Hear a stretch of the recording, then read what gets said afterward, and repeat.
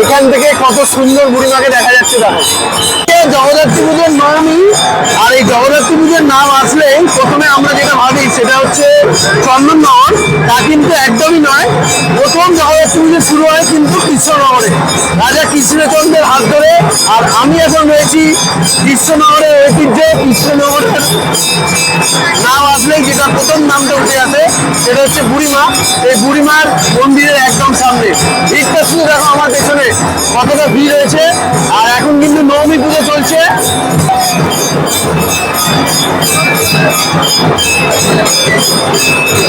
এখান থেকে কত সুন্দর বুড়িমাকে দেখা যাচ্ছে। দেখো কৃষ্ণনগরে জগদ্ধাত্রী পুজো ঠিক এইরকমই হয়। দেখো ভিড়টা শুধু দেখো। এই কৃষ্ণনগরে কিন্তু প্রথম জগদ্ধাত্রী পুজো শুরু হয় প্রায় 300 বছর আগে, আজ থেকে। আর এই কৃষ্ণনগরের নাম উঠলেই প্রথম যে নামটা উঠে আসে সেটা হচ্ছে আমাদের বুড়িমা। এই মায়ের রূপ দেখলে মনে হয় যেন দাঁড়িয়ে দেখতেই থাকি এমন মনে হয়। আমি কিন্তু সামনে আসতে করছি, জানি না কতদিন এগোতে পারবো। দেখো আমাদের অবস্থাটা দেখো, আমি এইখান পর্যন্ত চলে এসেছি, একদম মন্দিরের সামনে।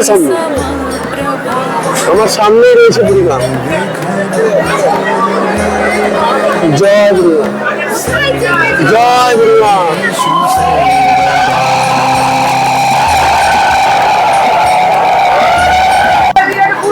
মায়ের কানের পাশে যে কলকাটা তোমরা দেখতে পাচ্ছ, যেটা আর কি সোলার হয়, সেটা কিন্তু এবার নতুন, একদম সোনার, একদম নতুন।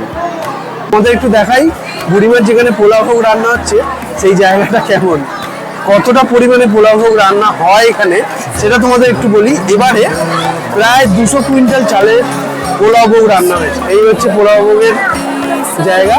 এখানে কিন্তু অনবরত পোলাও ভোগ রান্না হয়েই চলেছে। মানুষের ভিড় কিন্তু কমতি নেই, কন্টিনিউয়াস কিন্তু এখানে পোলাও ভোগ দেওয়া চলছে।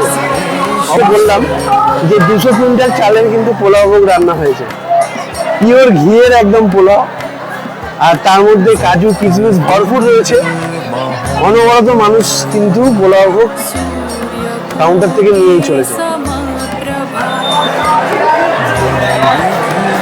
আর এই যে যারা বসে দেখছে প্যাকিং করছে, তারা কিন্তু অনবরত প্যাকিং করেই চলেছে এই প্লাস্টিকের কন্টেনারে। আর এবার রান্নাটা হচ্ছে সেখানটা তোমাদের একটু দেখো, এখানে কিন্তু কন্টিনিউয়াস রান্না হয়েই চলেছে। পরপর হাঁড়ি রয়েছে, এই দেখো।